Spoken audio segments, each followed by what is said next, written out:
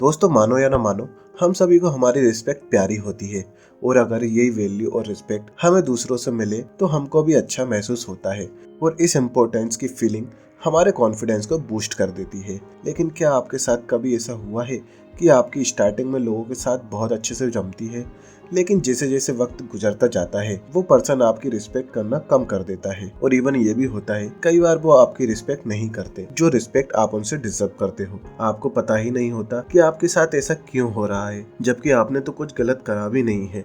खैर, वैसे तो ये प्रॉब्लम सिर्फ आपकी नहीं बल्कि लाखों लोगों की है। इवन कई बार तो ऐसा भी होता है कि जैसे सामने वाला पर्सन कुछ ऐसी हरकत करता है जिससे वो हमारी नज़रों में रिस्पेक्ट खो देता है, लेकिन वो हैबिट्स और चीज़ें एग्जैक्टली क्या है जिससे या तो हम खुद को लोगों की नज़रों में रिस्पेक्ट खो देते हैं या कोई दूसरा पर्सन हमारी नज़रों में रिस्पेक्ट खो देता है।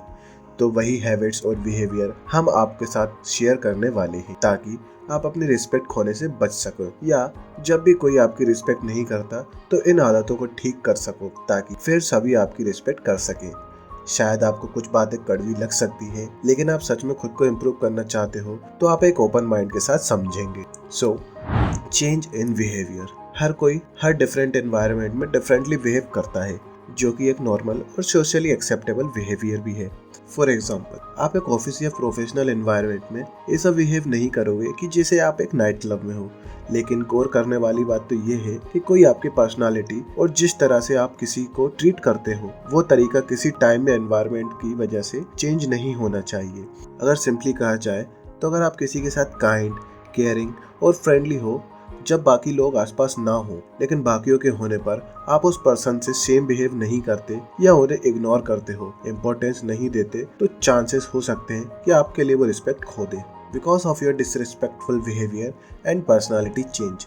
आप डिफरेंट सिचुएशन के अकॉर्डिंग आप डिफरेंट बिहेव करते हैं। डिसऑनेस्टी। किसी को भी झूठ बोलने वाला पर्सन पसंद नहीं आता क्योंकि लोग उस पर कभी ट्रस्ट नहीं कर पाते उसके फेक होने की वजह से, और जिस पर ट्रस्ट ही ना हो और जिसे सब फेक समझते हो, भला उसकी कोई कैसे रिस्पेक्ट कर सकता है। शायद कुछ लोगों को इस बात का अंदाजा नहीं होता कि उनके वर्ड्स कितने वैल्यूएबल होते हैं और लोग हमें रिस्पेक्ट इस अकॉर्डिंग करते हैं कि वो हमारी बातों और वर्ड्स पे कितना भरोसा कर सकते हैं। तो अगर सामने वाले पर्सन को लगता है कि आप सच नहीं बोलते या आपकी बातें और एक्शंस आपस में मैच नहीं होते, तो वो आपको कभी एक रियल और सॉलिड पर्सनालिटी वाला पर्सन नहीं समझेगा और ना ही आपकी रिस्पेक्ट करेगा। Over apologising. गलती होने पर माफ़ी मांगने में कोई बुराई नहीं है। इवन आपकी ये आदत सामने वाले पर्सन को ये शो करती है कि आप कितने मैच्योर और आपके अंदर ईगो नहीं है। लेकिन कई बार लोग सॉरी बोलने को अपना शॉर्टकट बना लेते हैं सिचुएशन से बचने के लिए, चाहे फिर उसकी सच में गलती हो या ना हो, और हमेशा वो वही मिस्टेक दोहराते रहते हैं और हर बार सिर्फ सॉरी बोल के बचने की कोशिश करते हैं और यही सॉरी उनकी आदत बन जाती है। देखो, अगर आप हर बात पर सॉरी सॉरी बोलते रहोगे, चाहे फिर आपकी गलती हो या ना हो, तो ऐसा करना सामने वाले पर्सन की नज़रों में आपकी वैल्यू गिरा देता है और वो पर्सन आपकी रिस्पेक्ट नहीं करता। तो माफ़ी मांगना अच्छी बात है, लेकिन कुछ भी हद से ज़्यादा अच्छा नहीं होता है। Getting offended easily. रिस्पेक्टेड लोग अपने आप में ट्रूली कॉन्फिडेंट और सिक्योर होते हैं और वो हर चीज़ या हर बात को बहुत ज़्यादा सीरियसली नहीं लेते। अगर आप चीज़ों को लाइटली नहीं ले सकते या हर किसी के छोटे से जोक्स पर भी ऑफेंड हो जाते हो, आपको बहुत जल्दी बुरा लग जाता है, तो लोग आपसे वरी हो जाते हैं कि आपसे क्या बोलना चाहिए और क्या नहीं, आपके सामने क्या करना चाहिए और क्या नहीं। चाहे आप लोगों से बोल के अपने फीलिंग्स शेयर करते हो या ना करते हो, लेकिन आपका साइलेंस और बॉडी लैंग्वेज शो कर देता है कि आप ऑफेंड हो गए हो। Not being discipline. अगर आप किसी भी चीज को लेके पंक्चुअल नहीं हो और ना ही किसी भी चीज को टाइम पर कर पाते हो, तो लोग आप पे रिलाई करना या किसी भी चीज पे डिपेंड होना अवॉइड करते हैं क्योंकि उन्हें लगता है कि ये पर्सन एक डिसिप्लिन और रिस्पॉन्सिबल पर्सन नहीं है, और जिसकी वजह से आपके रिलेशनशिप भी अफेक्ट होते हैं क्योंकि लोग आपसे रिलेशन तो रख सकते हैं लेकिन कोई भी आप पर भरोसा नहीं कर सकता, जिससे आपकी सेल्फ इमेज डाउन होती है और रिस्पेक्ट कम होती है। तो इसलिए थोड़ा एडवांस में प्लान करके चलो और जो कहा है उसे टाइम पर निभाओ, जिससे लोग आपके डिसिप्लिन पर्सनालिटी की रिस्पेक्ट करते हैं। Reliability is one of the most respectful trait you can have. Forcing others, क्या आप किसी के फोर्स करने पर अपने बिलीव या आइडियोलॉजी को और अपनी ओवरऑल पर्सनालिटी चेंज करेंगे? नहीं ना।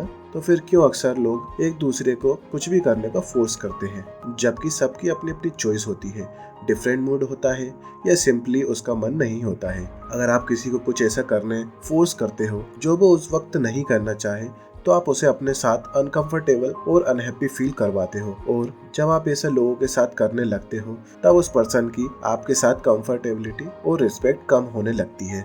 वीक ऑफेंसिव, जब कोई आपके सामने आपकी गलती आपकी कमी को बताता है, तो उस वक्त क्या आप उससे अच्छे से हैंडल कर पाते हो या नहीं, या फिर डिफेंसिव होकर उस पर भड़कने लगते हो। मैच्योरली किसी भी सिचुएशन को काम डाउन होकर हैंडल करना एक बहुत ही अच्छी आदत है, और आपको हमेशा इस काबिल होना चाहिए कि आप किसी भी फीडबैक और क्रिटिसिज्म को सुन सको बिना ऑफेंसिव हुए। अच्छा, अभी अपने आप से पूछो, क्या आप हमेशा राइट होना पसंद करोगे या रिस्पेक्टेड?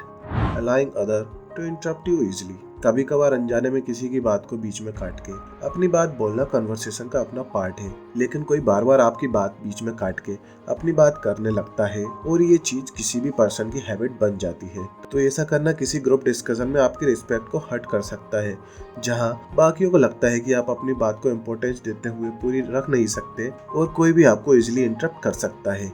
किसी के ऐसे रूड बिहेवियर पर ना टोकना हमें ऐसा दिखाता है कि जैसे हम खुद के लिए स्टैंड नहीं कर सकते, क्योंकि कई बार ऐसा भी हो सकता है कि उन्हें रियलाइज ही ना हो रहा हो। तो ऐसी सिचुएशन में आपको उस पर्सन को टोकना चाहिए और बताना चाहिए कि ऐसा बिहेवियर नहीं चलेगा, क्योंकि कई बार ऐसा भी हो सकता है कि उन्हें रियलाइज ही ना हो रहा हो कि वो जाने अनजाने में बैड बिहेव कर रहे हैं, और आपको उनको उनकी लिमिट्स और लाइन बतानी चाहिए, जिससे साफ दिखाता है कि आपकी खुद के लिए एक रिस्पेक्ट है और उनको भी रिस्पेक्ट आपके लिए रखनी चाहिए।